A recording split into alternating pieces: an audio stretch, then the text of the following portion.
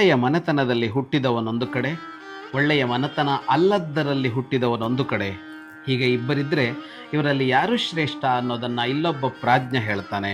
ಅವನ ಪ್ರಕಾರ ಯಾರು ನೀತಿಯ ಗಡಿಯನ್ನು ದಾಟುವುದಿಲ್ಲವೋ, ಯಾರು ಪುಣ್ಯವನ್ನು ಅಪೇಕ್ಷೆ ಪಡ್ತಾನೋ ಮತ್ತು ಯಾರು ಮೃದುವಾದ ಸ್ವಭಾವ ಇಟ್ಟುಕೊಂಡಿರ್ತಾನೋ, ಯಾರಿಗೆ ಸಂಯಮ ಇರುತ್ತೋ, ಅವನು 100 ಜನ ಒಳ್ಳೆಯ ಮನೆತನದಲ್ಲಿ ಹುಟ್ಟಿದವರಿಗಿಂತಲೂ ಶ್ರೇಷ್ಠ ಅಂತ ಹೇಳ್ತಾನೆ.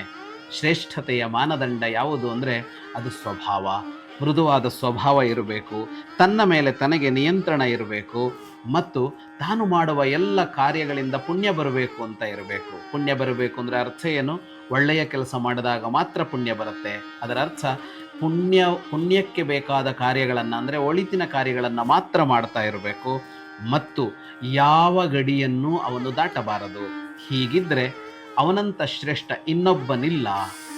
ಅಕುಲೀನ ಕುಲೀನಶ್ಚ ಮರ್ಯಾದಾಂ ಯೋನ ಲಂಘಯೇತ್ ಧರ್ಮಾಪೇಕ್ಷಿ ಮೃದುರ್ದಾಂತೋ ನ ಕುಲೀನಶತೈರ್ವರಃ. ಶುಭಂ ಭೂಯಾತ್.